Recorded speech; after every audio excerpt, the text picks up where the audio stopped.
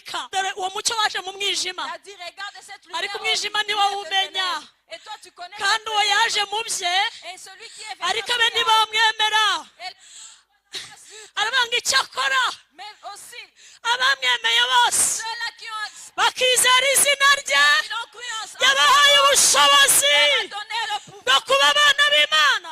Ubuzima burimo Yesu utanga icyerekezo cy'aho umuntu anyura kuko imbaraga ziva muri we zibangamira icyaha zirukana icyaha mu muntu umuntu akaba hari mu mucyo. Haleluya. Nuko bikumara ubwo C'est que ça enlève la peur de inyungu ya toi. kabiri bigufitiye Le deuxième intérêt, hari ibintu biri muri we il y a des choses qui sont en lui bitazwi n'undi muntu et que personne ne connaît umwe n'andi maso et que personne d'autre n'a amatwi vu y'umuntu atari yumva et les oreilles de quelqu'un n'a bibitse jamais muri entendu. we. C'est sans lui. Ukeneye kumwegera Tu as besoin que tu sois proche ukeneye de lui. kumushaka Tu as besoin de le chercher kugira ngo ubisingire pour que tu puisses en kugira ngo avoir, ubyakire. pour que tu puisses recevoir. Warabiremewe Tu as été warabiteguriwe préparé Imana pour yabishyize ça. mu nzira zawe Et Dieu a mis ça sur ariko ton chemin. nutamushaka Cherche pas, uzabibona tu ne verras pas. kandi birahari Pourtant, ça y est. warabiteguriwe rwose. Iyo umuntu yinjije ibyaha muri we Quand tu fais entrer le péché en ahinduka toi, imbata y'icyo ataremewe. Kristo Christ, niwe ufite imbaraga c'est lui qui a le pouvoir, zibangamira icyaha qui peut faire un secret, zirukana icyaha c'est le péché. kikava mu muntu Et cela demeure. umuntu akaba adakora ibyo ashaka Et quelqu'un vit sans faire sa akaba akora volonté. ibyo yaremewe muri Kristo Yesu. Et il est là pour faire les œuvres par lesquelles il a été créé en Christ. hagomba kumeneka amaraso Il devait normalement être versé kugira ngo le Imana sang yongere ibone gukiranuka ku muntu. pour que Dieu puisse encore voir Uko la justice niko en nous. natwe Et c'est de cette façon Kristo yamennye amaraso ye Jésus-Christ a déversé kugira ngo son twongere sang tubarweho gukiranuka pour qu'on puisse encore être kuko Imana justifié. ntiturana n'iki. Yesu ashimwe. Alléluia. Ndabasuje mu izina rya Yesu. Je vous salue au nom de Jésus. Zamura ibiganza duhoberane mu izina rya Yesu. Levons nos mains en termes de s'embrasser au nom de Jésus. Ni umugisha ukomeye uyu munsi C'est vraiment une grande bénédiction pour ce jour kubona abana b'Imana de voir les enfants de Dieu bateranye unis ensemble. bashengereye Ils sont là pour adorer baramya en louant Dieu, bahimbaza louant, adorant umuremyi wabo. leur Créateur. Ni umugisha ukomeye kandi nanone ni umugisha C'est vraiment une bénédiction. ko nanjye Imana impaye ayo mahirwe Le fait que Dieu m'a donné cette chance ikamuha n'uwo mugisha et je suis béni. wo kugira ngo dufatikanye Le fait d'être ensemble kuramya umwami. en rendant grâce ou bien en adorant Dieu. Arabikwiriye, Il en est digne. arabibereye, Il en est digne. niwe mwihariko we, Spécialement pour lui. niwe wenyine ubikwiriye, Il en est digne. niwe wenyine byaremewe. Il y a celui-là dont ça a été crié pour Ahimbazwe muri iri teraniro. lui. Qu'il soit élevé au milieu de ce culte. Amazina yanjye Elle répond au nom de nitwa Joseline Mukatete. Joséline Mukatete. Ndi umukobwa, C'est une fille. ndi umukristo, Je suis sauvée, je suis nkunda chrétienne. Imana, J'aime Dieu. nkunda Yesu, J'aime aussi Jésus. nkunda umwuka wera, J'aime le Saint-Esprit. nkakunda n'abakristo. Et j'aime aussi les chrétiens. Niyo mpamvu Voilà pourquoi Imana yashyizemo umwenda Dieu a mis en moi une dette wo kumukorera de le servir mu mahanga yose, au milieu des nations, mu moko yose, au milieu des différentes no mu tribus macaci yose. et dans toutes les églises. Imana ihabwe icyubahiro.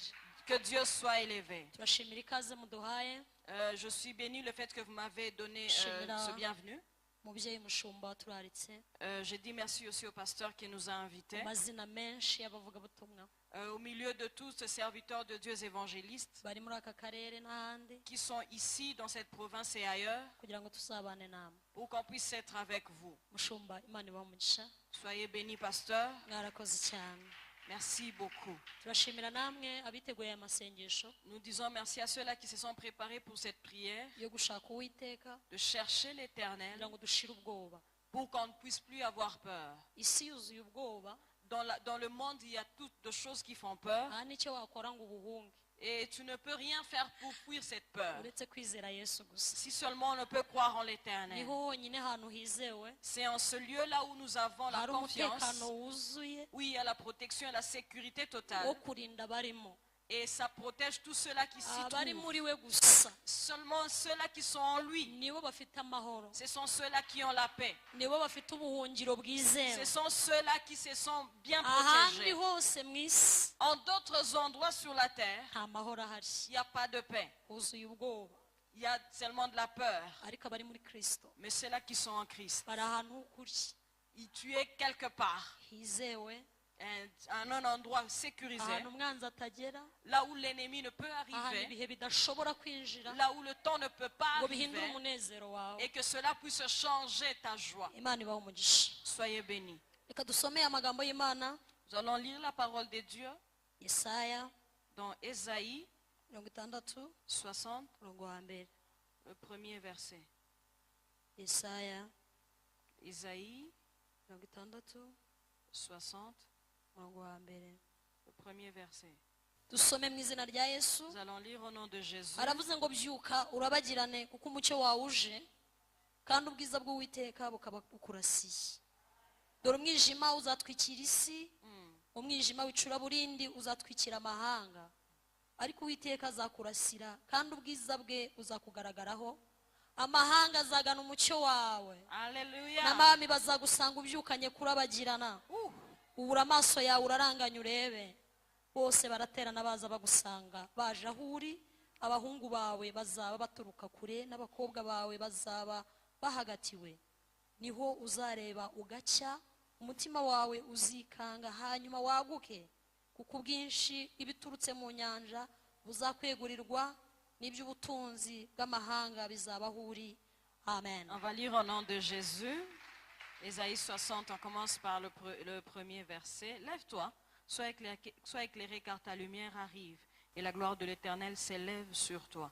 Voici les ténèbres couvrent la terre et l'obscurité le peuple. Mais sur toi, l'Éternel se lève, sur toi sa gloire apparaît. 3. Des nations marchent à ta lumière et des rois à la clarté de tes rayons. Porte tes yeux alentour et regarde. Tous ils s'assemblent, ils viennent vers toi. Tes fils arrivent de loin et les filles sont portées sur les bras. Tu tressailliras alors que tu te réjouiras et ton cœur bondira et se dilatera quand les richesses de la mer se tourneront vers toi, quand les trésors des nations viendront à toi. Amen. amen. Alléluia. zaburi Psaume 34 54, 34 plutôt, gatanu. 5.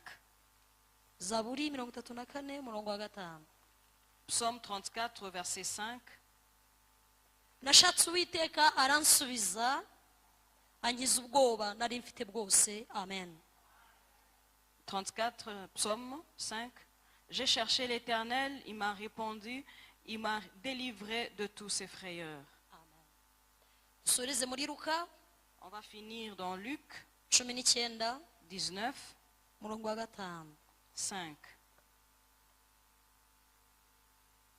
luka 19 umurongo wa gatanu. ubutumwa bwiza uko bwanditswe na luka Luc gatanu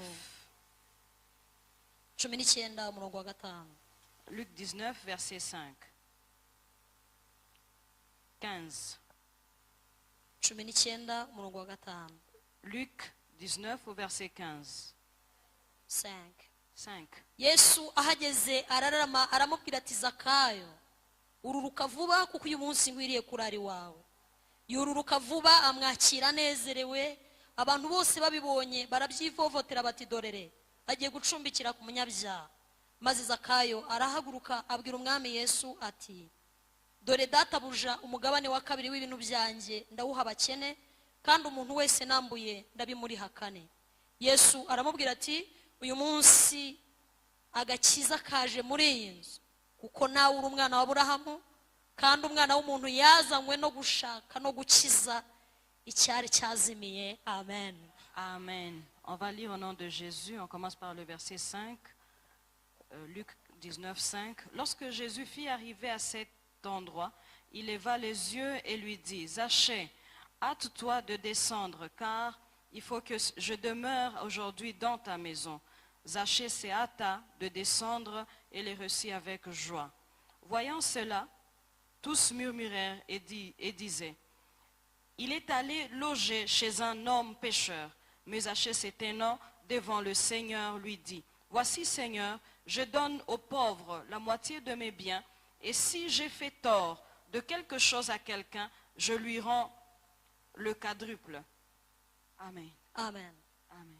Ndashaka kuririmba gato kubera ko indirimbo mfite irenda ku iruzuzanya n'iri jambo tugiye kuganira. Elle va chanter une chanson qui va Hallelujah. vraiment avec cette parole. Twahereza Imana icyubahiro. Hallelujah. Et bon, la gloire du Seigneur. Imana Alléluia. ishimwe cyane. Amen. Urukundo rutagereranywa n'imbabazi zidashira, ibyo umwami wanjye yanyeretse ntawarunyitayo. Abanditsi n'abatambyi bose banshagaho bakigendera, ariko anyuzeho n'urukundo rusase, girira ubuntu nibambe. Ariko anyuzeho n'urukundo rusaze, angirira ubuntu nibambe. Nanjye ndi mubo yanyuzeho babaye, angirira ibambe n'urukundo. Aranyobora aranyisa, yishura imyenda yanjye yose. Nanjye ndi mubo yanyuzeho babaye, angirira ibambe n'urukundo.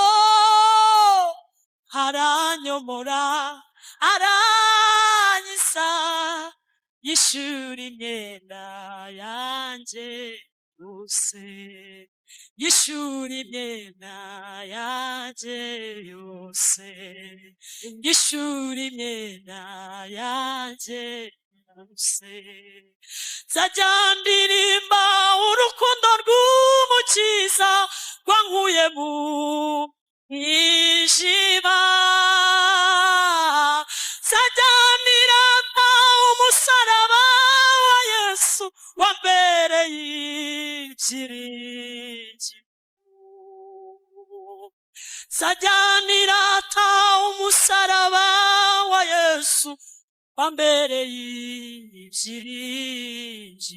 ibyiringiro. Nzajya ndirata umusaraba wa Yesu wambereye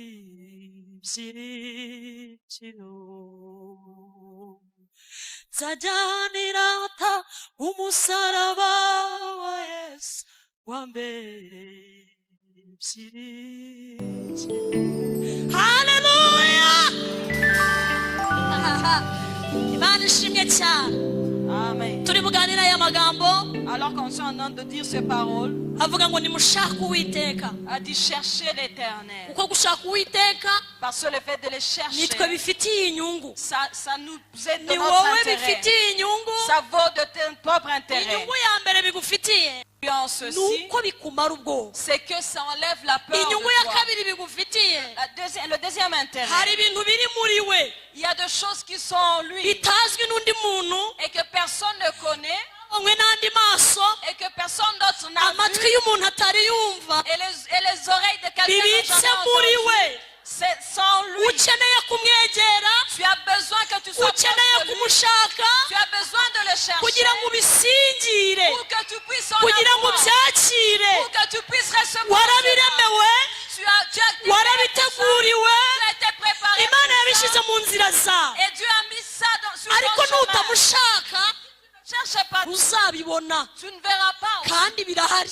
Pourtant, ça y est. Warabiteguriwe rwose. C'était préparé pour Intambwe toi. ya mbere turi butere muri uyu mugoroba Le premier pas qu'on va faire ni ce soir, ugukuraho imbogamizi c'est d'enlever d'abord les zituma obstacles tutabona ibyacu kandi qui peuvent bihari. faire assez qu'on ne puisse pas Hallelujah. recevoir pourtant cette année. Hallelujah. Imana ishimwe cyane. Alléluia. Bibiliya iravuze muri Yesaya La Bible nous dit dans Ésaïe 60 umurongo wa mbere 60 au verset haravuze ngo 1, byuka il a urabagirane dit, lève-toi que tu brilles, kuko umucyo wawe uje parce que ta lumière est là. kandi ubwiza bw'Uwiteka Et la gloire de l'Éternel urakurasiye. est sur toi. Igikorwa cyawe Ton- icyo usabwa gukora Ce que toi tu dois faire, ni ukubyuka, c'est de te réveiller, ni ukubyuka, c'est de te lever, ni ukumva ijwi riguhamagara c'est écouter la voix rikubwira ngo byuka. et qui te dit de te Icyo lever. Imana yagambiriye, C'est que Dieu avait icyo commencé, yateguye numara kubyuka ce qu'il a préparé, ni shining, ni ukurabagirana. c'est le fait que tu Ntushobora kurabagirana ne peux pas, usinziriye, alors que tu t'es ntushobora endormi, kurabagirana uryamye. Birasaba kubyuka il était demandé kugira ngo de te umucyo lever w'Uwiteka pour que la gloire de ukurasire. l'Éternel puisse encore luire sur toi. Hallelujah. Alléluia. Biraza gukunda Est-ce que ça sera possible? kwigisha bansemurira, ntabwo mbimenyereye ariko Alléluia. birakunda twese. Hallelujah. Alléluia. byuka urabagirane Lève-toi et brille, kuko umucyo w'Uwiteka parce que la lumière de l'Éternel urakurasiye. est sur toi. Hari ibintu biri mu mwijima Il y a des choses qui sont dans utabona l'obscurité. uryamye, Tu es là, tu t'endors. bisaba ko umucyo w'Uwiteka Ça demande que la lumière de ukurasira l'Éternel luise sur toi kugira ngo ubone inzira. pour que tu voies le chemin. Baravuze ngo numara kubyuka, ku murongo wa kabiri, Il est dit au deuxième verset, quand tu t'aurais levé, hari ibintu bigiye kubaho numara kubyuka. il y a des choses qui vont arriver quand tu seras levé. Uzabihishurirwa kuko wamaze kubyuka. Ça sera que quand tu seras déjà Haravuze levé. ngo dore umwijima ugiye gutwikira isi, Il a dit, il y aura le ténèbre qui couvrira la terre. kandi si umwijima woroshye, Pas seulement le ni ténèbre. umwijima Il w'icuraburindi. dit, ce sera une grande obscurité. Haravuze ngo ariko Mais Uwiteka l'Éternel azakurasira pourra te donner la lumière. kandi ubwiza bwe Et sa gloire buzakugaragaraho. se lèvera sur toi. Haleluya. Alléluia. Numara kubyuka Quand tu seras uwo levé, mwijima ntuzagukoraho. cette ténèbre Numara sera sur toi. kubyuka Quand tu seras uwo déjà levé, mwijima w'icuraburindi cette obscurité ntaho uzaba uhuriye naho. ne sera pas sur Dore toi. ikintu kizagutambutsa Il y a quelque chose qui te numara fera passer. kubyuka, Lorsque tu ni seras umucyo w'Uwiteka la lumière, uzakugenda imbere, ça va t'emmener ukanyura muri wa mwijima et ça va te ugiye kubudika, aho abantu bagiye kubura aho banyura, là où les autres wowe ntuzabura aho unyura, kuko umucyo w'Uwiteka wamaze kukurasira. sera sur toi. Haleluya. Alléluia. Imana ihabwa icyubahiro, Amen. Imana ihabwa icyubahiro. Alléluia. Aravuze ngo kandi uwo mucyo numara kuza, Et quand cette lumière sera sur Imana toi, izaguha abafana. Dieu va te donner les gens Ni pour abantu bazaza aho uri, les gens viendront vers baje toi. gukonsoma umucyo wawe. Ils viendront pour consommer ta lumière. Hari ibintu bikomeye Imana igiye kugushyiramo, Il y a des choses grandes isi qui vont izakenera. faire et le monde aura besoin de ça. Hari ibintu bikomeye Imana igiye kubashyiramo Il y a des choses grandes muri aya masengesho encore seulement de isi ta idafite, prière, dans le monde abantu pas. badafite, Les gens n'ont pas. amaduka adacuruza. Et que dans les Ni umucyo w'Uwiteka ugiye kubarasira muri aya masengesho. Byuka urabagirane kuko umucyo wawe uraje Sayoni. Byuka urabagirane, umucyo wawe uraje mama. Byuka urabagirane, umucyo wawe uraje, kandi amahanga araje, araje akugana Et les nations kuko viennent ufite vers toi. ibintu Parce que tu as des isi choses idafite. dont le monde n'a pas. Imana ihabwa icyubahiro. Alléluia. Hagezweho abantu bafite uyu mucyo, Au moment où il y a des gens qui ont cette lumière. kandi uyu mucyo nta wundi, Et cette lumière n'est ni aucune Kristo autre Yesu. chose qui n'est que Christ.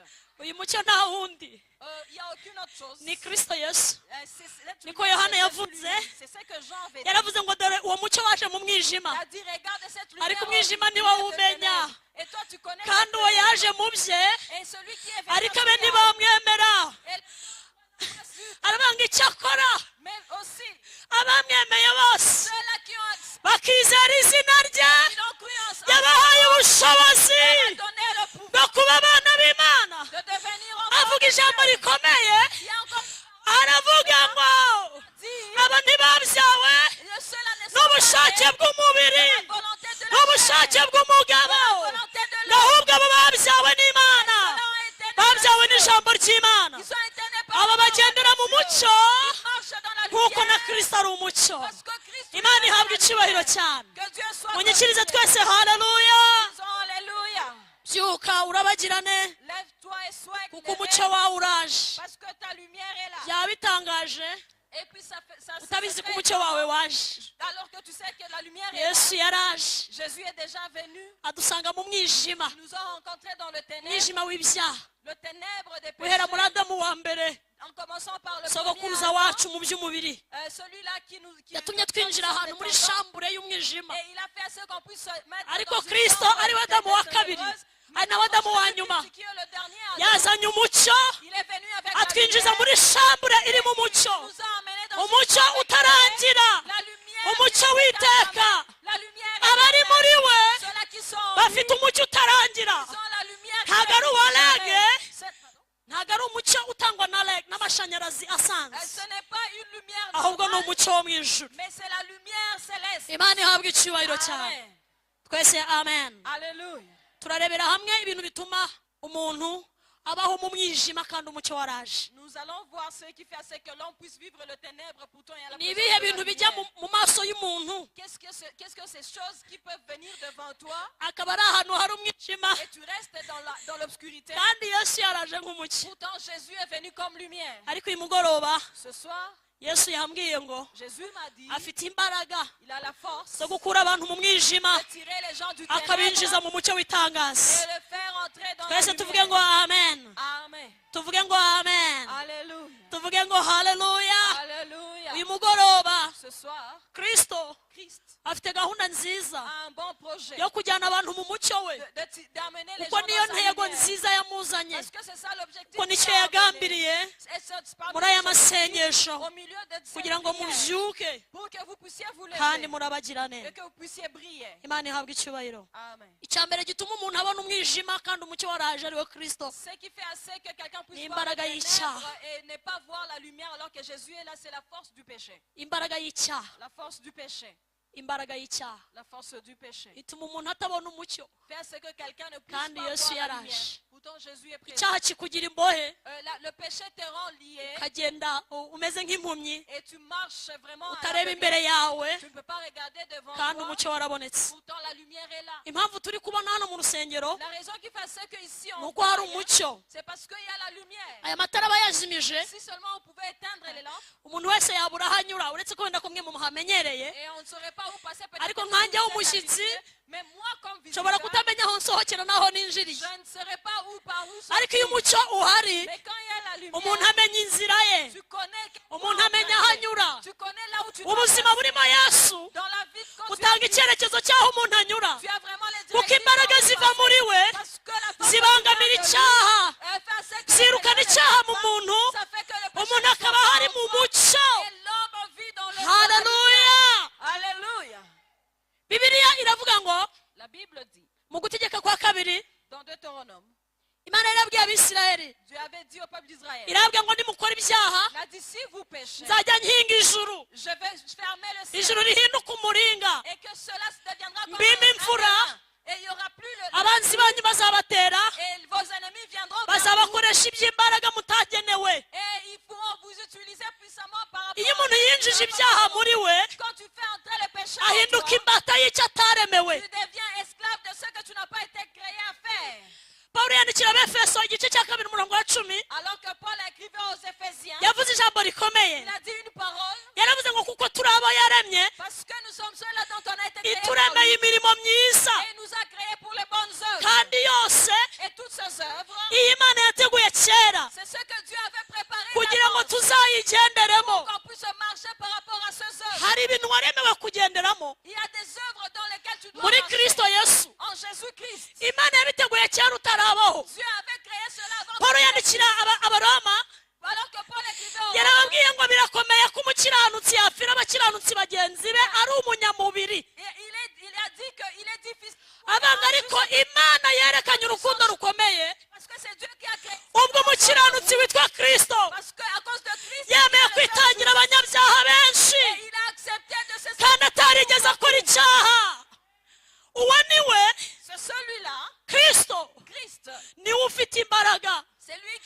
zibangamira icyaha qui peut faire à ce que zirukana icyaha c'est le péché kikava mu muntu et cela demeure umuntu akaba adakora ibyo ashaka et quelqu'un vit sans faire sa akaba akora volonté ibyo yaremewe muri Kristo Yesu. et il est là pour faire les œuvres par lesquelles il a été créé en Christ.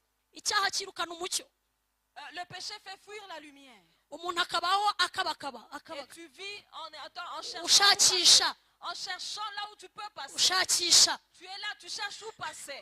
Icyaha kirukana kivanamo umuntu kwisanzura. Le péché enlève la liberté dans un homme. Haleluya, Amen. haleluya. Alléluia. Eva Ève, amaze kurya ku giti Imana yababujije quand il a mangé du fruit de l'arbre, agahereza na Adamu, il a donné aussi à Adam. uwo munsi icyaha cinjira muri bo Alors que le jour là, le péché est entré en eux, babayeho ubuzima batateganirijwe. ils ont commencé à vivre une vie. Ntabwo qui Imana n'était yagize pas ubwoba bwo préparée. kubikana mu ngobyi ya Edeni. Et, Dieu a été obligé de leur chasser de Ntabwo jardin icyaha d'Éden. giturana n'umucyo, Le péché ne peut pas cohabiter avec la lumière. ariko icyo nkundira Imana Mais ce que j'aime chez Dieu, imbabazi zayo c'est son pardon, sa miséricorde. zatumye A fait à ce que isa naho igarura ishusho yayo muri bo. il a fait comme s'il a encore fait réveiller. Hagomba son kumeneka âme. amaraso Il devait normalement être versé kugira ngo le Imana sang yongere ibone gukiranuka ku muntu. pour que Dieu puisse encore voir Uko la justice niko en un natwe homme. Et c'est de cette façon Kristo yamennye amaraso ye Jésus-Christ a déversé kugira ngo son twongere sang tubarweho gukiranuka, qu'on puisse encore être kuko Imana justifié. ntiturana n'icyaha. Parce que Dieu ne peut pas Icyaha vivre avec gituma umuntu le péché. atisanzura. Le péché fait ce que Icyaha kirukana umucyo le péché fait ku buryo fuir la umuntu ahora lumière. yikeka. Parce que tu es Ariko encore Yesu yambwiye muri iri teraniro mais Jésus-Christ ngo kugira ngo umucyo w'Imana wongere ubarasire ici pour que la lumière hagiye kubaho igitambo. doit encore y avoir Amaraso ya Yesu Kristo le sang de Jésus araza kweza akura umwijima mu mutima umucyo winjire. Haleluya. Alléluia. Icyaha kirukana umuntu muri Edeni. Le péché a fait fuir l'homme dans le jardin d'Éden. Icyaha gikura umuntu mu masezerano. Le péché te fait enlever des Icyaha promesses. cyambura umuntu agaciro. Le péché fait ce que tu n'as plus de valeur. Icyaha gituma umuntu wakomerwaga amashyi Le péché fait ce que l'homme dont on acclamait abantu toujours, bamuvugiriza induru. on commence à crier vers pour lui. Icyaha gituma Le péché fait ce que umubyeyi wabyaye le parent ou bien une femme qui a mis au monde arira kandi yaragakwiye kwishima pleure alors qu'il devait être kubera dans imbaraga la joie. y'icyaha. C'est ça la force même. Icyaha Le péché kigukura muri sosiyete t'enlève de la société kikakujyana ahantu utaremewe et ça t'emmène là où tu n'as pas utateganyirijwe. été destiné. Ariko Yesu Mais Jésus afite imbaraga a la force zo gukiza imbaraga y'icyaha, de te guérir Umucyo de w'agakiza cette puissance du péché. ukinjira mu muntu. Et la lumière du salut entre en toi. Iyo dusomye muri Yohana Quand on lit dans Jean igice cya 4 4, tuhabona inkuru z'umusamariyakazi. on a l'histoire de la femme samaritaine. Yari afite imbaraga y'icyaha imurimo, Elle avait la force du péché qui vivait en elle. irenga kumenywa nawe gusa, Et c'est elle-même seulement qui savait cela. aba umusitari kuri byo, aba umusitari ku cyaha. Et il y a eu une ligne sur ce péché-là. Hari abantu bakora ibyaha Il y a ces gens-là qui font du péché. akaba atakihisha, Et il ne peut pas se cacher. akaba umusitari kuri cyo, Et il devient vraiment célèbre. À cause akaba de hari ce péché. ikintu azwiho Et on la connaît telle que. ku buryo n'abagikeneye aba ari we bareba ngo abahe serivisi. Et tous ceux-là qui ont besoin de faire Uyu ce péché, mugore il devient une référence. yari azwiho amakuru atari meza. Et on avait de mauvaises nouvelles avec Ikibigaragaza de cette femme. ikibigaragaza Manifestement, ni uko yajyaga kuvoma mu masaha atemewe, c'est le fait qu'elle allait puiser de l'eau en 2 heures pas ariko normales. umunsi umwe Mais un jour, amanywa amwe c'était une journée pendant ahura na Yesu, il a rencontré Jésus. ahura n'umucyo, Il a rencontré la lumière. asanga Yesu yicaye ku iriba. Jésus était assis sur le Abigishwa puits, bagiye guhaha imitsima, alors que les disciples allaient chercher à manger. aje kuvoma Alors qu'il cherchait de l'eau, aramubwira ngo mugore il a dit, femme, nuvoma amazi si tu puisses nanjye de l'eau, uramanyweho. tu vas me donner que je boive aussi. Umusamariyakazi aramwegera La Samaritaine allait à côté de lui. aramubwira ngo ndabona uri umuyuda A dit, je vois que tu es juif. nanjye nkaba umusamariya. Et moi, je suis samaritaine. Kirazira C'est impossible. nta muyuda usangira n'umusamariya. Un juif ne peut pas partager Iyo ni avec une impamvu ya mbere Samaritaine. yatuma ntaguha amazi. C'était pour moi la première raison. de Iyo ne pas imbaraga partager. y'umwijima iri muri wowe Et quand la puissance ntumenye igihishwa muri Kristo Yesu, tu ne sais pas ce qui est caché en ariko icyo Christ. nkundira Yesu Dans ce que j'aime, Jésus, uko urushaho kumwegera, tel que tu continues à uko urushaho t'approcher de lui, kumuganiriza, tel que tu continues niko à urushaho guhishurirwa ibimwuzuye. commence à te révéler les bonnes Haleluya. choses. Alléluia. Uko Yesu yamuhaga umwanya Alors que Jésus lui donnait baganira,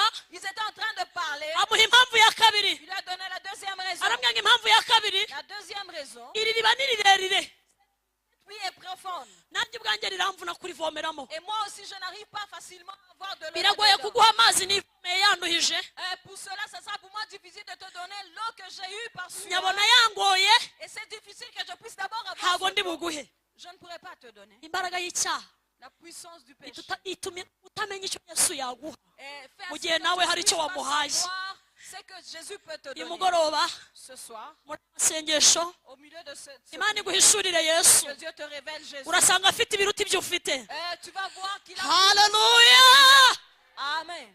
icya gatatu aramubwira ngo Il lui a dit, uretse kandi no kuba iriba ari rirerire pas seulement que le puits est profond, nta n'ikivomesho ufite tu n'as même pas aucune chose dont tu peux utiliser. basizana ndaguha serivisi Maintenant, moi, je vais te donner le service. kuko njye menyereye kuvomera kuri iri riba Parce que moi, je suis habitué à prendre de l'eau. ndemera nkoresha imbaraga zingana n'izo njya nkoresha mvoma amazi yanjye Ça ne fait rien. hanyuma nawe nkuvomere Après, moi aussi, je vais... ariko twe gusangirira ku itase yanjye cyangwa ku kibindi cyanjye Mais qu'on ne puisse pas partager sur un même gobelet.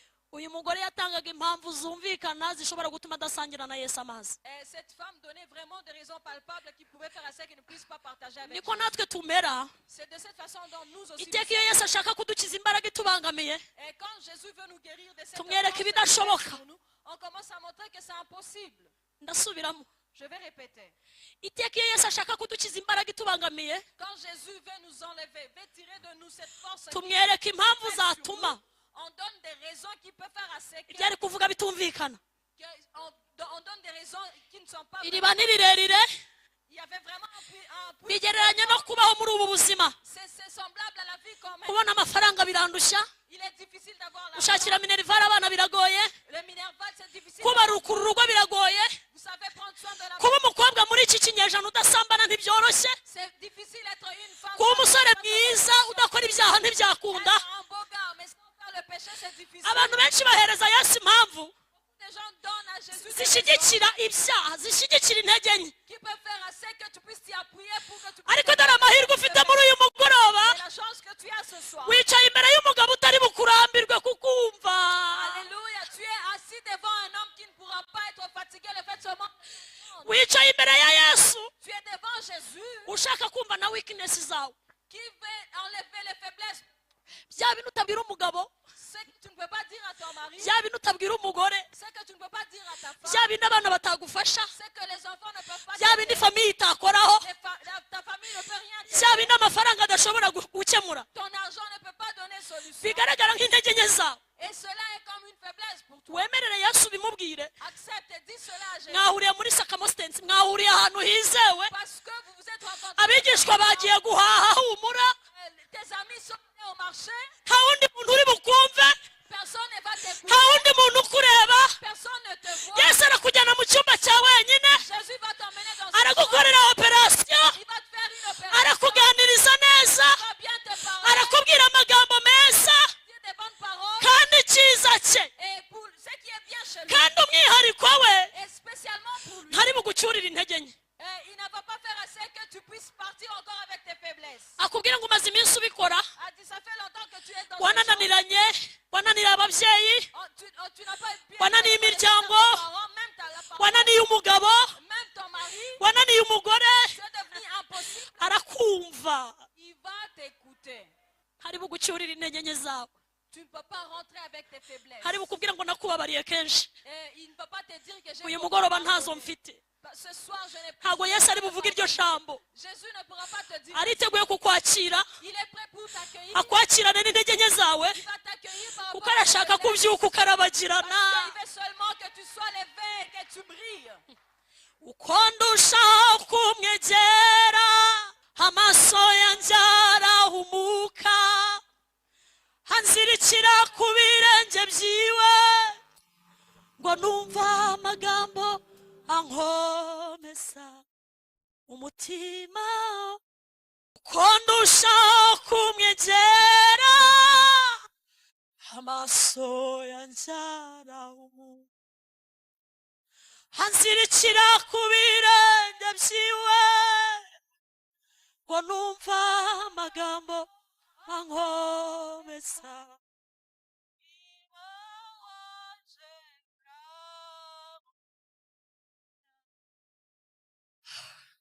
Yesu abwira umusamariyakazi Jésus a parlé à cette femme samaritaine. arambwira ngo mugore Il a dit, femme, ufite abagabo bangahe? tu as combien de maris? Kuko umucyo wari watangiye kumurasira, Parce que la lumière commençait déjà à l'éclairer. imbaraga yo kuvuga ukuri yamujemo. Elle a commencé à dire la vérité. Nta kintu cyagushoboza kwimenya Aucune autre chose ne peut faire assez que tu prennes connaissance keretse de guhura na toi-même. Yesu akamurikira ubuzima bwawe. Si ce n'est pas le fait de rencontrer Jésus et Haramubwira qu'il ngo, puisse éclairer ta vie. Il a dit, mfite abagore 6. j'ai 6 maris. Yesu aramubwira ngo umbwije ukuri mugore, Elle a dit, c'est vrai, tu as dit me la muntu wa vérité. 7 muri kumwe si uwawe. Et le 7e avec qui tu es Uyu n'est mugore pas yari à afite toi. abagabo asimburanya kuwa mbere, kuwa kabiri, kuwa gatatu, kuwa kane, kuwa gatanu, kuwa gatandatu no muri weekend. Et je m'imagine, et Buri si munsi tu dis yagiraga que umugabo. c'est que chaque jour il avait un homme avec qui il passait de nuit lundi. Yesu amubwira ijambo rikomeye, Un mari pour le week-end. arambwira ngo mugore A dit, femme, urushya umuruho, tu es fatiguée, ufite inzara n'inyota, tu as une famine et tu as la soif. udashobora kumarwa n'aya mazi y'iriba rya Yakobo. Donc tu ne pourras pas être désaltéré par ce principe. Aramubwira ijambo rikomeye, Il lui a dit une parole forte en disant, iyaba wari uzi impano y'Imana si tu savais le don de Dieu ukamenya n'ugusabye amazi uwo ari we, et que tu savais celui qui t'est nawe demandé, bagaciye bugufi tu aurais normalement tu priais ukamusaba kuya amazi afite. et que tu demandes un autre Ni amazi don. atamara inyota y'umubiri, Et cela pourra finir ni amazi amara inyota y'umutima.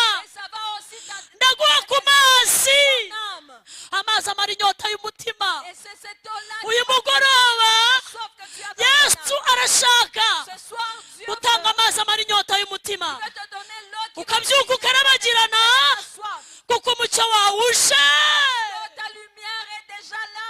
Umugore aramubwira ngo mwigisha, La femme lui a dit, ngaho mais makuru ayo mazi. tu peux me donner de cette eau-là. Amazi y'isi L'eau que le monde donne ava ku mariba ya Yakobo, vient depuis de Jacob. ariko amazi atanga Mais l'eau que Jésus ava donne mu kanwa ka Kristo. vient de la bouche. Alléluia. Amazi y'isi L'eau que le monde donne ava ku mariba ya Yakobo, vient depuis de Jacob. ariko amazi y'ubugingo Mais l'eau de vie, avura inyota y'icyaha, cela qui étanche atuma uwasambanaga bireka umubiri we ukaba netre, akaba ari hatari uriho. ce qui fait assez que tu n'as plus soif de faire la Ava fornication mu rurimi rwa Kristo. vient de la bouche de Iyo Christ. Yesu ari kuvugana nawe, Quand Jésus te aba parle, ari kuguha amazi amara inyota. il te donne de l'eau qui va étancher la soif. Ikimenyetso cyabaye kuri uyu mugore Le signe qui s'est passé sur cette femme, ngo yahise asiga ikibindi, abandonné cette distance. haramubwira ngo ntabwo nakwiruka njya kuvuga inkuru ya Yesu, Il a dit, je ne peux pas courir en train de hari faire ibintu la nyikoreye.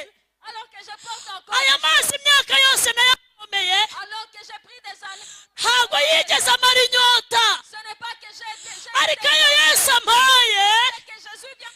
nyanyweye iminota mike, Je bus seulement un peu de ariko ndahindutse, je viens de changer. ariko ndahindutse, Je viens de changer. ngasiga ikibindi, Il a laissé cette qu'il avait. arirukanka ajya mu murwa i Samariya, Il a couru vers la ville de Samarie. agenda aririmba ngo Il est parti en chantant. nimundeke ndirimbe nahuye na Mesiya, kandi guhura n'uwa Mesiya si bisanzwe, uwahuye nawe ahinduka mushya.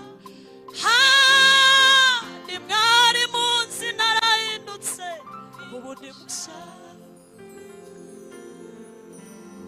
Alléluia. Haleluya! Alléluia. Oh, alléluia. Andi mariba yose wanywereyeho amazi yayo azakama. Tout le puits là que tu as utilisé un jour et pourront sécher. Ngo nanyweye ku iriba ry'unyita Shushu be, Et j'ai bu de l'eau par rapport à celui-là qui m'a chouchoubé. anyita switi, ngo anyita switi, ngo ndaryoshye cyane. Il m'a donné tout ce nom-là. Ni honey, Il m'a donné tout ce nom-là. ni darling. C'est tout ce nom-là. Yanguriye iPhone, Il m'a acheté un iPhone. anuje mu mujyi wa Gisenyi, Et j'habite dans la ville de ansohokana ku Kivu, Et je marche, je amama ku madorari. Il me donne des dollars. Ayo mariba yose arakama, Et tout ce puits-là, ayo mariba yose arakama, ce puits-là t'arrive. ariko ku iriba rya Yesu. Christ, le puits de Jésus. Haleluya! Alléluia. Yesu ari anakomparable, ntagereranywa. Ce Jésus-là est incomparable. Yesu ari incomparable. Jésus est incomparable.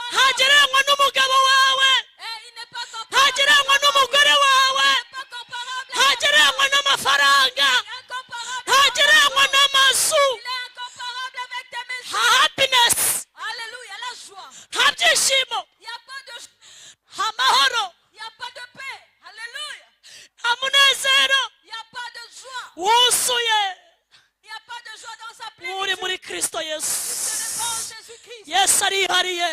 Jésus est spécial. Yesu arihariye. Jésus est spécial. by'uko urabagirane. Lève-toi et sois Wowe uraje parce que ta lumière, kandi ubwiza bw'Uwiteka la gloire de l'Éternel urakurasiye.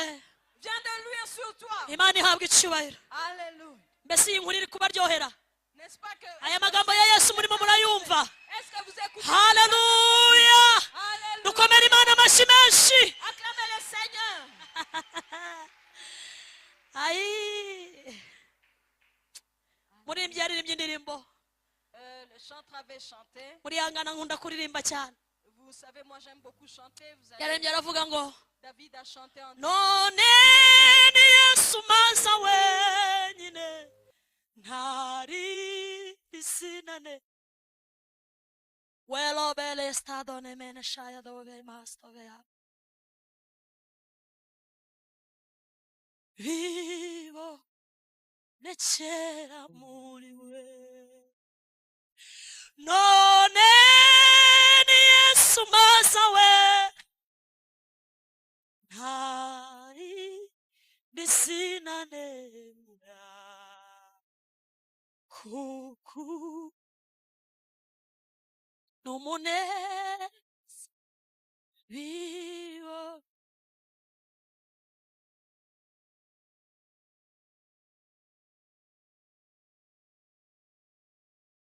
Haleluya. Umubyeyi ntabwo yambwiye igihe musoreza, nari ndimo ndabaza igihe amasaha kugira ngo tutayarenza. Elle était en train de demander si on va finir à quelle N'ejo heure. tuzabana, Demain on sera encore ensemble. ariko bimwe mu bintu bibangamira umuntu Mais écoutez, ce qui fait assez que quelqu'un ait des obstacles. habona umucyo kandi umucyo waraje Et alors que la lumière est déjà là, ni imbaraga y'icyaha. c'est la force du péché. Imbaraga y'icyaha irimo ibintu bitatu bikomeye Imana yanga. Dans la force du péché, il y a trois choses dont Dieu n'aime pas. Ibintu bitatu bikomeye umwuka wera yamishuriye Imana yanga. Trois choses dont le Saint-Esprit m'a révélé. Biri mu mbaraga y'icyaha. C'est parmi les forces du péché. Gusenga ibigirwamana. C'est prier les idoles. Gusenga ibigirwamana Prier les idoles. ni ukuva hano wabyinnye, Tu sors d'ici, tu as dansé. wasirimbye icyokere cyaje, Et tu as déjà de la sueur. wabwirije nk'uko Joseline yabwirije, Et tu as prêché tel que je l'ai wumvishe fait. Yesu nk'uko murimo muramwumva, Tu as écouté la voix de Jésus tel que wataha en amavi yawe tes genoux. akongera agapfukamira indi Mana itari yayindi mwahoranye.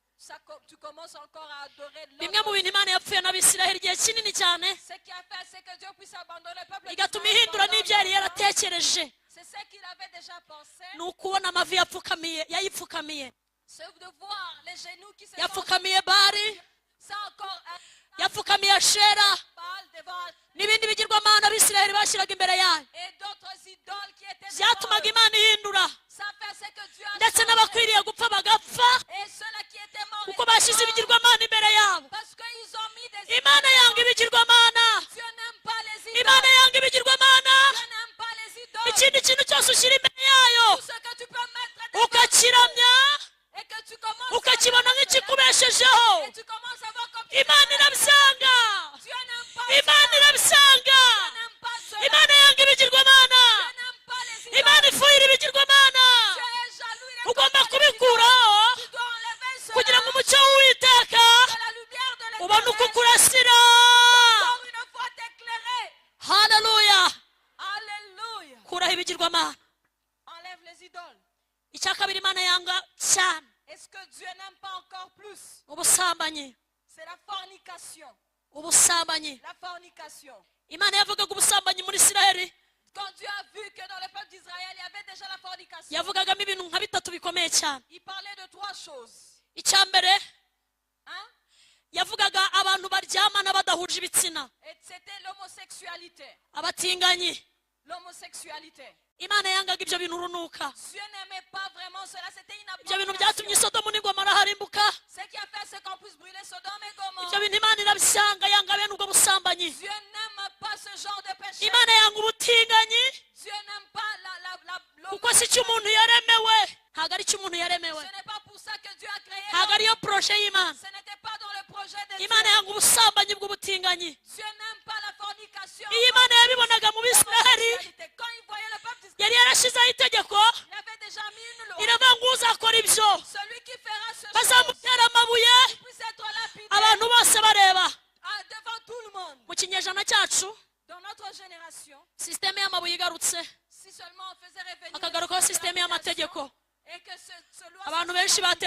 memu n'ababa mu nsengero Beaucoup de gens seront lapidés kuko dans les mwuka gens ubariho de l'église. Parce qu'en eux, bituma umucyo w'Imana utabarasira. ça fait que la Ariko uyu lumière mugoroba de Dieu Yesu est yambwiye éclairée. ngo Mais ce soir, l'Éternel arashaka ko dit, abantu babyuka bakarabagirana. il veut que les gens puissent encore briller. Ubusambanyi bwa kabiri Deuxième forme de fornication, ni igihe Abisirayeli bivanganaga n'andi moko cyangwa n'andi mahanga. c'est le fait qu'ils allaient chercher des femmes étrangères. Imana ikavuga ko bahuje ukwizera Dieu ne savait qu'ils n'ont pas une même foi. bagahuza ibintu batumva kimwe. Et ils étaient en train de mettre ensemble des choses. Imana ikavuga ngo abantu n'abasambanyi Et a dit, ces gens-là sont semblables kuko bivanga n'abanyamahanga parce qu'ils se sont assemblés, ils se sont mis bajya mu ensemble avec bapagani les étrangers. Ils sont allés vers les gens. basambana mu bitekerezo Ils ont commencé à forniquer. bigishwa vers indi les mana atari njyewe bigishwa indi mana itari jye et ils ont appris d'autres dieux à part le Dieu d'Israël. bazana indi mico batagenewe Ils ont emmené d'autres bazana ibindi bintu batabwirijwe. ils ont emmené d'autres choses qui sont hors Imana de ikavuga ngo Dieu a dit ubu bwoko burasambana que ce peuple, c'est un peuple fornicateur. kuko bivanga n'andi moko. Avec d'autres peuples. Imana idufashe cyane. Que Dieu nous aide. hari aho Imana yavuze ngo iyo babonye abajura bifatikanya nabo, Et que Dieu a dit, quand vous voyez les voleurs, vous faites aussi comme eux. bicarana n'ababeshya, Et ils s'assoient avec des monstres. Des bicarana n'abanyeshyari, ils s'asseyent avec des gens. bicarana n'abagambana, Ils s'assoient avec les méchants. babana n'abanyamoko. Ils vivent avec les gens qui sont tribalistes. Imana yangaga ko Abisirayeli bivanga, Et Dieu ne voulait pas assez que ce kandi na n'uyu munsi puisse être avec d'autres peuples. Yesu arashaka ko Aujourd'hui, Jésus veut que abamwizeye ceux-là qui croient en lui bitandukanya n'abapagani, puissent se séparer avec bagahura les nabo païens. bababwira inkuru nziza y'agakiza, Et que vous pouvez encore bababwira uko donner bababariwe, la bonne nouvelle bababwira ko Yesu akiza, en leur disant que Jésus ariko fait badakora les imirimo choses qui nk'iyabo, badakora imirimo nk'iyabo, sont- mais qu'ils ne puissent pas faire comme les autres font. badakora nk'ibyo bakora. Et qu'ils ne puissent pas agir tel ubwo que ni ubusambanyi bwa kabiri La deuxième façon de faire la Imana yajyaga fornication, ipfa n'Abisirayeli. que Dieu ne voulait pas qu'il était comme une abomination. icya gatatu ni ugusambana bisanzwe by'abagore n'abagabo, abakobwa n'abahungu. Et c'est le fait maintenant de faire l'adultère entre hommes et femmes, tel qu'on a l'habitude de le faire tous. Peut-être. umuntu utabifitiye uburenganzira. Alors que tu n'es pas permis de le faire. ibi nabyo Imana yabipfaga n'Abisirayeli. Et c'est ce que Dieu ne voulait pas au milieu Paul de yandika l'Israël. yavuze ijambo rikomeye, Et ici, il y a une parole puissante. yaravuze ngo Imana yari ifite umwuka mwinshi wo kurema abagore benshi n'abagabo benshi, Ah, puis Dieu avait vraiment un grand souffle. kandi yari ifite n'itaka rihagije ryo kurema abantu benshi, yari ifite n'igitaka gihagije cyo kurema benshi, Et il avait vraiment de la boue pour ikaba yakuremera abagabo 20, Et il pouvait pour toi créer 20 hommes. ikakuremera abagore 50. Et il pouvait créer pour toi 50 femmes. ariko Pawulo aravuga ngo Mais Paul dit, Imana yashimye ko Dieu a voulu à ce umuntu agira umugore umwe que l'homme ait un seul akagira n'umugabo umwe, et l'homme akaba ait un anyuzwe seul rwose. homme. Imana yanga ubusambanyi Dieu n'aime pas la ku kigero fornication gikomeye cyane, ou bien l'adultère. Pour lui, c'est une abomination. ariko kubera umwuka w'ubusambanyi wagwiriye cyane, Mais à cause seulement de cet esprit irari d'adultère, rikaba ryinshi mu mibiri y'abantu, et cela est venu vraiment, ça a habité dans byatumye l'homme. umucyo w'Uwiteka utabarasira. Et ça fait que Abagabo ntibanyurwa n'abagore Imana yabahaye, abagabo ntibanyurwa n'abagore Imana yabahaye, les hommes ne vivent pas seulement des femmes dont Dieu leur a kandi fait n'abagore naître. ntibanyurwa n'abagabo Imana Et yabahaye. les femmes ne vivent pas seulement des maris. Umwanzi yacanye umuriro ukomeye mu mibiri yabo, Il y a Satan qui s'est installé. bituma vraiment badashyikira dans umucyo w'Imana. ça fait que la lumière ariko uyu de Dieu- mugoroba Yesu yambwiye ngo Ce soir, Jésus arashaka dit, gucana uwo mucyo, il veut que hanyuma ukabyuka ukarabagirana, que tu te lèves umubiri wawe Imana ikawuha resistance, et Dieu va donner à ton corps umubiri wawe Imana ikawuha imbaraga, et Dieu va donner à ton corps la kugira ngo force ubyuke urabagirane, que tu te lèves et que tu kandi vis. umucyo w'Uwiteka uba ukurasiye. Et l'éternel Dieu fera luire sa lumière sur toi. Tugomba gukuraho ibyaha Nous devons enlever le péché de nos vies kugira ngo umucyo w'Uwiteka ubone ukurasa. pour que la lumière de Dieu puisse luire ou bien puisse nous éclairer. Imana ibaha umugisha. Soyez bénis. Nari mvuze ngo Imana ibaha umugisha. Je suis en train de dire que Dieu vous bénisse. Nashatse Uwiteka aransubiza, J'ai cherché l'éternel, il m'a répondu ankiza ubwoba nari mfite bwose. et il a enlevé la peur qui était en moi. Uko mwashatse Uwiteka, Tel que vous avez cherché afite l'éternel, gahunda yo kubasubiza, il a le projet, il doit vous kandi répondre. akabamara ubwoba bwose. Et il va enlever la frayeur de Twese vos vies. haleluya, Alléluia. munyikirize haleluya, Amen. torero munyikirize haleluya. Amen. kamvuga icya kabiri kugira ngo ejo nzavuga ibindi bitatu hanyuma mvuge n'ibintu Imana yifashisha ibyutsa umuntu. Je vais parler encore de deux choses par rapport. Uyu munsi nagambiriye ko tuganira imbogamizi zituma umucyo w'Uwiteka utaza ku Aujourd'hui, muntu. je voulais vous parler des obstacles qui pensaient que l'Éternel ne puisse pas faire luire sa lumière sur vous. Icya kabiri gituma umuntu atabona umucyo w'Imana De ce qui fait c'est que quelqu'un ne puisse pas voir la lumière de Dieu, ni ibigeragezo. ce sont les épreuves. Ibigeragezo. Les épreuves. Ibigeragezo bituma umuntu atabona umucyo kandi Imana ihari. Les épreuves font c'est que tu ne puisses pas voir la lumière de Dieu pour toi. Kenshi Imana yihisha mu bihe Beaucoup de fois, Dieu se cache par rapport au temps. ku buryo iyo ishatse uri mu mubiri utayibona. Et quand tu le cherches par rapport au charnel, tu ne peux pas le voir. Imana yihisha mu bihe Dieu se cache dans le temps ku buryo umuntu uri kugeragezwa mu mubiri adashobora kuyibona. pour que celui-là qui est en train d'être éprouvé ne puisse pas Ni le nako voir. Yobu yavuze, Et c'est ce que Job avait dit. yaravuze ngo nyishakira mu kuboko kw'iburyo sinyibone. Il a dit, je le cherche dans la main droite, je ne le vois pas. Ukuboko kw'iburyo ni mu gukiranuka kw'Imana. Dans sa main droite, c'est la justice. Nayishakira mu kuboko kw'ibumoso sinyibone, naho iranyihisha. Dans la main gauche, il s'est caché. Mu maso y'Imana ni mu mirimo yayo. Dans la main gauche, c'est les œuvres de Impamvu Dieu. ari kuvuga ibi, Quand Dieu parle de ce chose, ararwaye cyane. il était très malade Umugore aujourd'hui. yaramwihakanye. Et que sa femme avait déjà Abana abandonné. barapfuye. Les enfants étaient déjà morts. Imitungo y'abakarudaya barayijyanye. Il n'avait plus de richesses. Inshuti ziri kumubwira ngo Et ses amis étaient en train de niyihakane Imana yipfire. Il a dit, toi seulement tu peux insulter. Urwo ruhuririkane rw'ibigeragezo Le fait qu'il était vraiment dans le bituma Yobu atabona Imana. ça fait c'est qu'on ne puisse pas voir Dieu. Ariko si uko idahari, Mais ce n'est pas qu'il n'était pas là. ni ibigeragezo bimukingirije. Ce sont des épreuves qui ont fait ce qu'il ne Uyu voyait pas la mugoroba, lumière de Dieu. Ce soir, uyu mugoroba ce soir, Imana irashaka gukuraho imbaraga y'ibigeragezo Dieu veut enlever les kugira ngo épreuves amaso yanyu abone Imana. pour que vos yeux puissent voir Abaje l'Éternel. gusenga haleluya. Ceux-là qui sont venus prier, alléluia. Ibuka wa muntu wari urwaye, Souviens-toi de cette personne malade. naho ngiye gusoreza. Et c'est là où je vais finir. Yesu amusanga ku kidendezi. Et Jésus l'a rencontré sur... Uyu muntu yabwiye Yesu, Il a dit à Jésus sur la piscine. arambwira ngo maze imyaka myinshi hano. Il a dit, ça fait longtemps, beaucoup d'années que Abandi je suis... twazanye nkigera aha, Les autres avec qui je suis venu, quand ababonye ikidendezi cyihinduriza. ils voyaient que l'eau bougeait de la Nanjye piscine. marayika naramubonaga, Et moi aussi, je voyais l'ange. ariko nta mbaraga mfite Mais je ne suis pas assez zo fort kwijugunya mu kidendezi. pour me faire jeter dans la Icya piscine. kabiri, Deux, nta muntu ngira unjugunyamo. je n'ai personne pour m'y Yesu aramubwira ngo, Jésus lui a dit, wizeye ko nagukiza, est-ce que tu crois wizeye ko nakugirira imbabazi, Est-ce que tu wizeye ko uyu mugoroba cyangwa aya manywa Est-ce que tu crois wabona ineza y'Imana. tu peux voir la Aramubwira ngo Il a ndabyizeye. dit, je crois. Uyu Yesu aramubwira ngo, Jésus lui a dit, niba wizeye, si tu crois, haguruka lève-toi wikorere et prends uburiri bwawe ugende. et pars. Iyo Yesu yaje Quand Jésus vient, aruta marayika. il vient, il est plus fort que l'ange. Yesu aruta marayika. Et Jésus est plus fort. Yesu niwe ugiye kwiyizira. C'est Jésus lui-même qui est Yesu ariyiziye muri uyu mugoroba Jésus lui-même vient ce soir kugira ngo akureho ibigeragezo. pour enlever les Amaso épreuves yanyu abona Imana, et que vos yeux voient amaso yanyu yongere yizera Imana, pour que vos yeux puissent kuko ibigeragezo mumazemo iminsi parce que les épreuves byatumye mutabona Imana. frère, c'est que tu ne Ariko umva itangazo ijuru ritanze, itangazo mu ijuru batanze, l'annonce que le ciel baravuze ngo byukura bagirane lève-toi et kuko sois umucyo wawe uje ta lumière kandi ubwiza bw'Uwiteka la gloire de bukaba l'Éternel bukurasiye.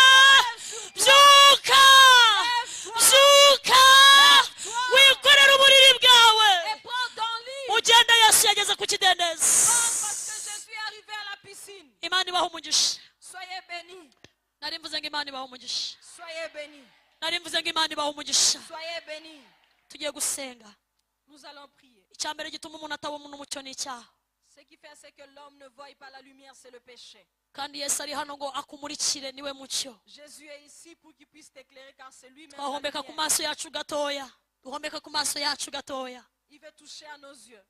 Nibyo koko ushaka Imana, C'est vrai, tu cherches Dieu. amanywa n'ijoro Imana uba uyishaka, Jour et nuit, tu le cherches. ariko hari ahantu Imana ijya yihisha utayibona. Mais Dieu se cache à un endroit où tu Imana ne peux ijya pas le yihisha voir. abanyabyaha. Dieu se cache pour le pécheur. Imana yanga ibyaha. Dieu n'aime pas le péché. Imana ishobora kuguha serivisi kuko uri umuntu wayo, Dieu peut te donner un service parce que tu l'appartiens. ariko hari serivisi zagenewe abizeye Kristo. Mais il y a des services qui sont dus seulement pour ceux-là qui croient. Izo serivisi ntabwo Imana iziha abantu bose uko yiboneye. Et ce service-là ne sont pas à tout le monde. Serivisi ya mbere Imana iha bene abo bantu Et le premier service que Dieu donne pour ibaha ceux-là, amahoro adashira. il leur donne la paix éternelle. Icyaha kirukana amahoro. Le péché fait ce que tu ne puisses Niko pas. Yesaya yahanuye. Et c'est ce que Esaïe avait prophétisé. Yaravuze ngo dore ibyaha nta mahoro y'umunyabyaha ni ku Uwiteka avuga. Jamais un pécheur n'aura la Nta paix. mahoro y'umunyabyaha ni ku Uwiteka avuga. Jamais un pécheur n'aura la paix, ainsi dit l'Éternel. Ushobora kwambara imyenda ihenze ariko nta mahoro kubera icyaha. Tu peux porter des habits chers, mais tu n'as pas de Umuntu paix. aba muri etaje akaba mu nzu nziza ariko yaba afite icyaha akabura amahoro. Tu peux vivre dans une belle maison, mais sans la paix parce que tu es Umuntu ava mu pécheur. Rwanda akajya mu mahanga ariko yagenda n'icyaha akabura amahoro. Tu peux voyager par-ci, par-là, mais tu n'as pas de paix. Umuntu arabyara, umuntu ariga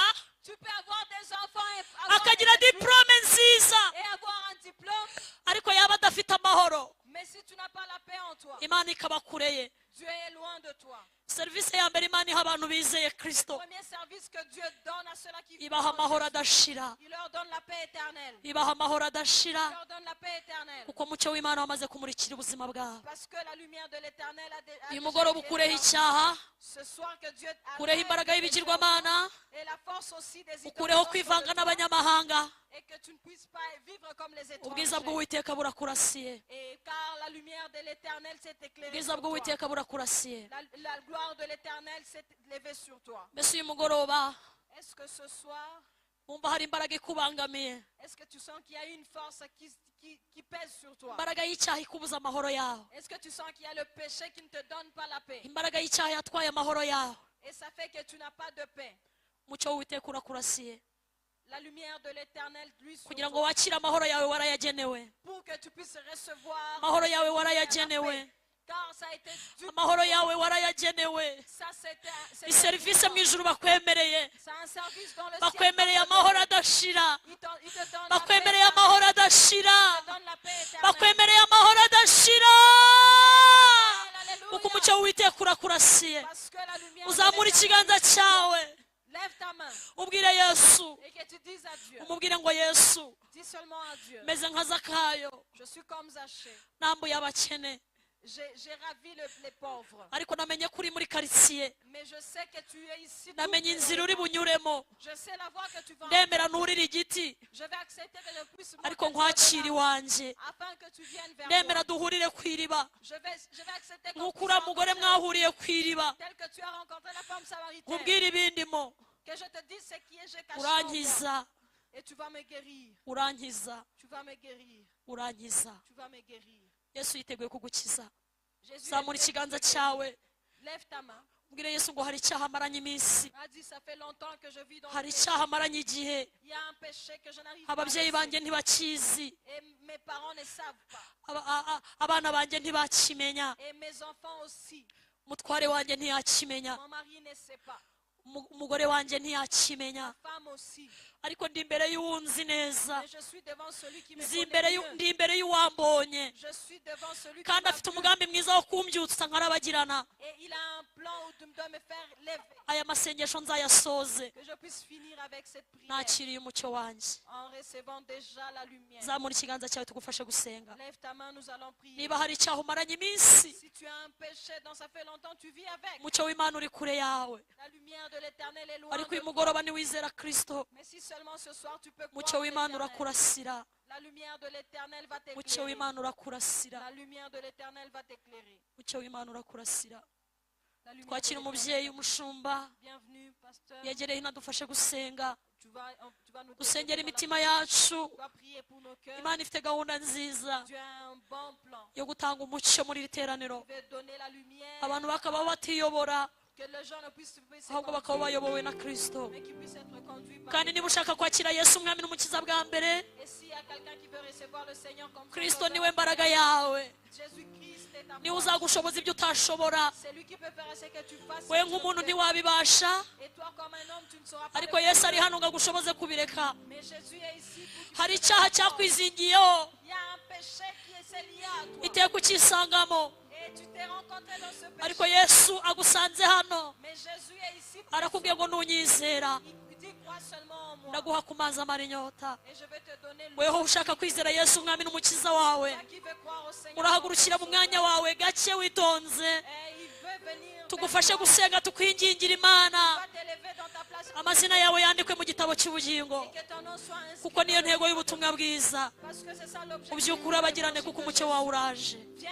et sois ninde ushaka kwakira Yesu muri iri teraniro Si tu veux recevoir ngo amubere umwami n'umukiza, et que te vienne azamura ikiganza cye ahaguruke mu cyubahiro cy'Imana, seulement lever ta tumufashe gusenga ubuzima bwe buhinduke, nous allons t'aider à la ahinduke icyaremwe gishya muri Kristo Yesu. et que tu deviennes une nouvelle ushaka personne. kwakira Yesu azamura ikiganza. Tu veux recevoir Jésus, lève ta main. ndabona uyu mugoroba bateranye bose Je vois que tous vous êtes abakeneye ko Imana ibahembura ikabuzuza imbaraga. besoin d'être revivifiés par Dieu. abari bazamuye ibiganza namwe Il y a ceux-là aussi qui ont levé nabinginga kubw'icyubahiro cy'Imana ngo twese duhaguruke à cause de la gloire du Seigneur. Je vous demande tubwire Imana ngo cana umucyo wawe mu buzima bwacu, et que la lumière de Jésus puisse encore ukuremo imbaraga y'icyaha, de la puissance du péché imbaraga y'ibigerageza ive mu nzira yacu, et que la puissance des épreuves sorte devant vous duhishurirwe Kristo. et qu'on puisse avoir la révélation.